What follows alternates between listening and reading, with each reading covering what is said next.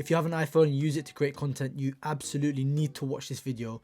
It's going to revolutionize the way you create content and make your life so much easier. Make sure you like and share so other people can know about this as well. Let's get into it. Okay, so on my desk here, right, if I go here and go to QuickTime Player, new movie recording, what happens? It picks up my iPhone wirelessly. Here's my iPhone over here, connected to absolutely nothing.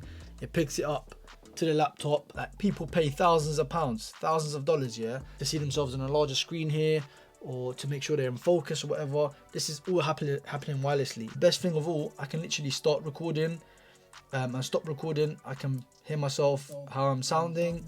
There you go. And then I can choose, this is the best thing for me, I can choose to use a different microphone here, connect those to my laptop, and then the sound source is being picked up from one of these microphones. So if you want to use your phone at a distance, you can.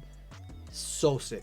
Just make sure both your phone and your laptop are up to date and your continuity camera is on in your settings. Now honestly, you lot know I give Apple a hard time, but they absolutely smashed it on this one. It makes life so much easier. So you lot with the excuses, no more excuses. Let's start seeing some content. Peace.